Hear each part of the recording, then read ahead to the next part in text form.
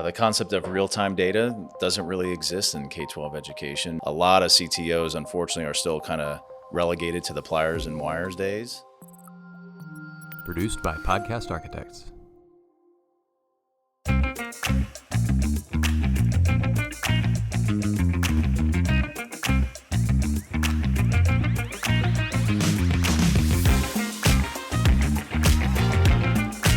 We're here at the Texas Association of Latino Superintendents and Administrators Education Innovation Exchange. I'm here with James from Abre, and I've got a question for you.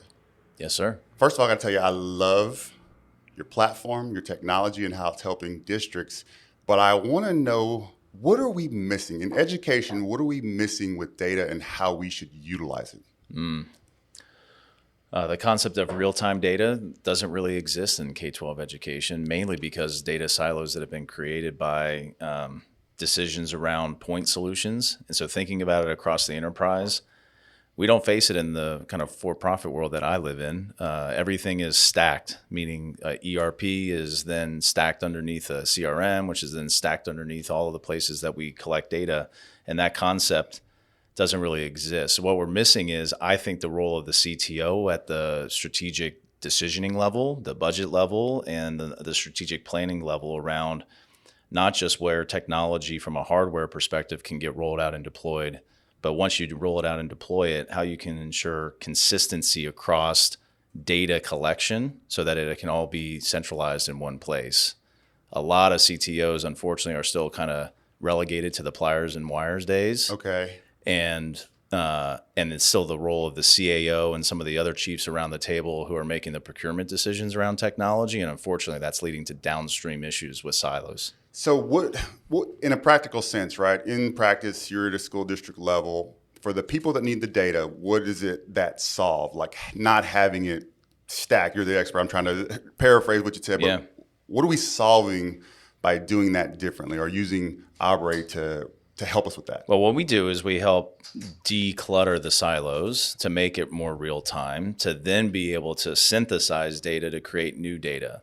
What I mean by that is there's a lot of data visualizations that schools and districts use, and it's looking, unfortunately, a bit reactively at data that was collected maybe yesterday or last week, last month, last year, in case of STAR data or we have a lot of autopsy data. Have a lot of autopsy data, and unfortunately, what that doesn't allow you to do is synthesize in real time to create new data, ideally proactive or predictive data. Where all of this goes is identifying students in real time who are either meeting or not meeting, thresholds or whatever it might be, and doing something about it real time before it's too late, whether it's a behavioral challenge, an academic challenge, a non-academic challenge. And so I think what that ultimately leads to is a lot of schools are unfortunately incredibly inefficient when it comes to data. And so back to your initial question, what are we missing? We're missing the opportunities of being far more efficient with how we use and leverage data to drive better outcomes. And quite honestly, as a former superintendent, regardless of leadership, whether there's change, there's fluctuations in that,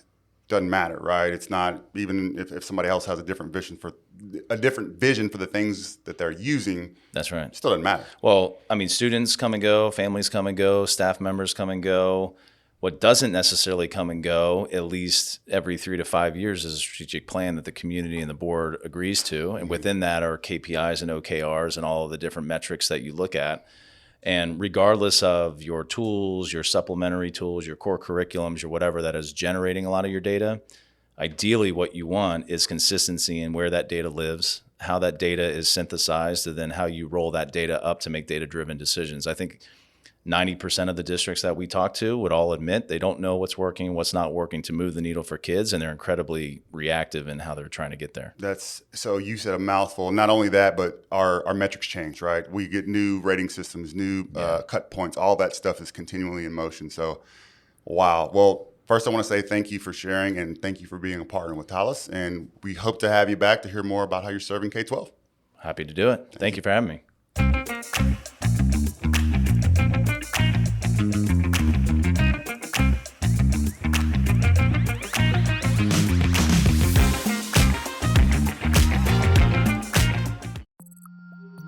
Produced by Podcast Architects.